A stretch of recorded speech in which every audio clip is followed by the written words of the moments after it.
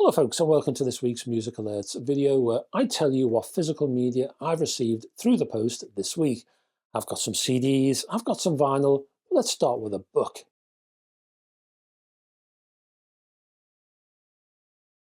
And we have a new book by Mr. Luke Haines. Luke Haines as in The Auteurs, Baader Meinhof, Black Box Recorder. That Luke Haines, but also Luke Haines the author, because well, the man himself has written a few tomes now. This is his latest, called Freaks Out, Weirdos, Misfits, and Deviants, The Rise and Fall of Righteous Rock and Roll. It's a hell of a title. It is published by 9/8 Books, and as you can see here, I have the paperback proof copy. This one spans 304 pages and costs, and I only have a pound price at the moment, £22. Now, I am informed that there will be a hardback version and an ebook version available too.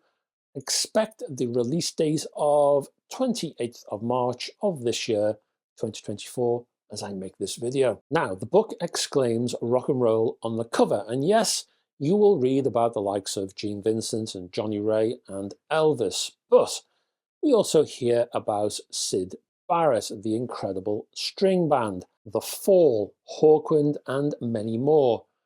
Even AI gets a mention. This is a history of freakdom, and it's a history through Haines' eyes.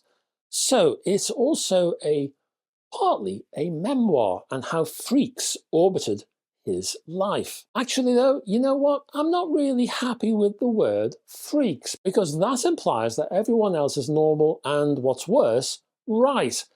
I just see the people in this book who have had issues with society, the society that we are spoon-fed from birth, and how those people have rejected and reacted against it, sometimes for positive, creative reasons, sometimes for disturbing and upsetting reasons, and sometimes for no reason at all, except they don't want to be told what to do. And I can sympathise with the latter, I have to say.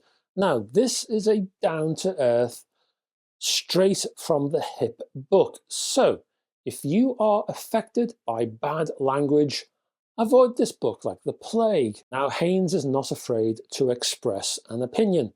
He knows, for example, that Mark Bolan's zinc alloy looks like, quote, Fatty Bolan having a protracted blowout, unquote, but he loves it nevertheless and prefers it to Bowie's, quote, English Honky Boys Go Soul, Young Americans LP, and Ian Hunter's All-American Alien Boy. In this book, Haines recalls doing a class presentation of his favourite album as a 14-year-old boy, and the humiliation he felt. His friends liked Tight Fit, they liked Madness, they liked Modern Romance, and Luke Haines talked about The Fall. He was laughed out of the class, even his teacher laughed at him. In this book, Haines flails around his life, bringing up stories and memories, and how the freaks he adored and respected interweaved around that life, and then he'll fall into a bit of music history about those freaks, and then he's off on another tangent and we're away again. This is a fast-paced, chatty, easy-to-read stream of consciousness kind of book. It's a long conversation at the bar over 10 pints of beer.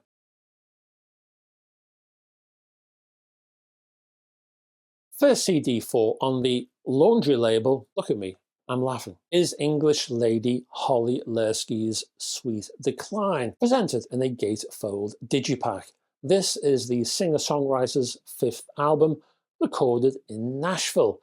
She doesn't have a Me Too modern pop voice, which, to my mind, is a good thing. What she does have is a bucket of songs, and they're good. She delivers them like a singer should, and not as if she's receiving therapy, which is what you tend to get nowadays. This is solid stuff from Lerski, and her PR throws in a Tori Amos comparison because that's what PR people tend to do. But really, in this case, yeah, okay, if you like Tori Amos, check out Lerski. Next is an odd one called 120 Years of the Cadillac Car from Atomicat. This is presented in a Digipack multi-gatefold sleeve. This CD features imagery and history of the Cadillac company.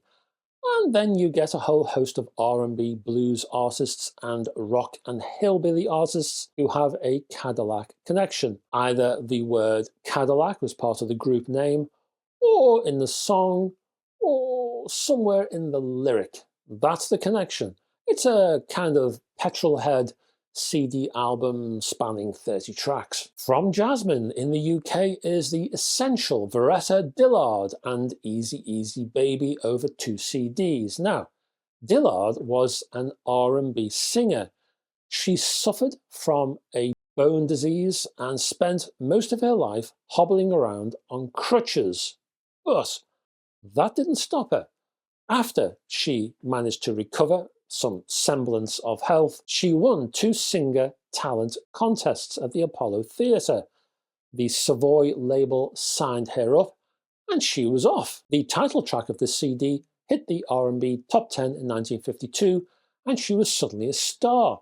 She recorded up until 1961 and later became a music therapist for chronically ill children until cancer cut her down at the stupid age of 60. She was a very special lady, and I bet you've never heard of her. Well, now you have.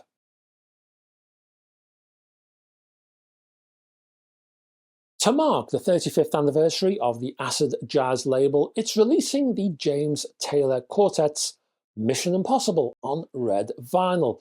This LP, featuring the original lineup, I have to add, is a homage to classic soundtracks, spanning the title track for one, of course, but also Blow Up, and you also get Goldfinger, and Alfie, that's in there. Also The Cat, that's a Lalo Schifrin, also Mrs. Robinson, and the band's own ditty, The Stooge.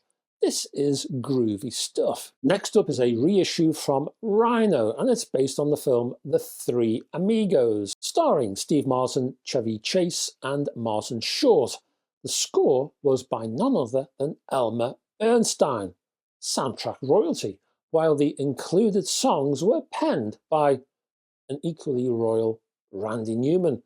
This is the first time that this album has appeared on vinyl since 1987, would you believe? Finally, on the modern obscure music label comes Mexico's Dellarge and INRI, which stands for This Lot, a title I have absolutely no intention of ruining by saying it out aloud. So, read it for yourself, why don't you? This is quite a package.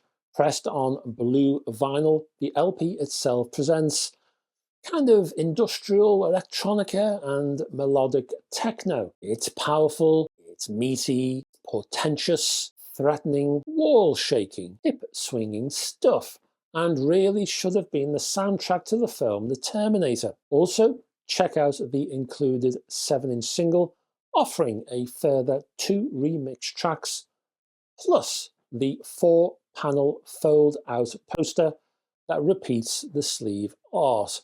It even comes in its own outer plastic sleeve, which means you do not lose the hype sticker.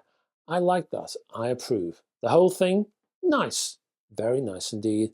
I like this one. And that's it, folks. Thank you very much for staying to the end of this video. And if I could ask you, and I'll just move my glasses up there, if I could ask you downstairs, if you can click on the like and subscribe buttons, that would be a big help for the channel. Also, further down, I'll put some links to people who need to be linked.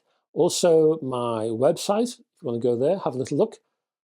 All kinds of stuff over there that do not appear on this channel. Also, my Facebook group, if you want to join that. And if you want to see some exclusive video content and buyer's guide stuff and text features and things, check out my Patreon page, because that's where you'll find hi-fi news, etc., exclusive to Patreon and only Patreon. Anyway, I'll be back next Friday with one of these. I'll be back this Sunday with a hi-fi review, and I hope to have your company somewhere in amongst that lot. Until then, folks, bye-bye for now.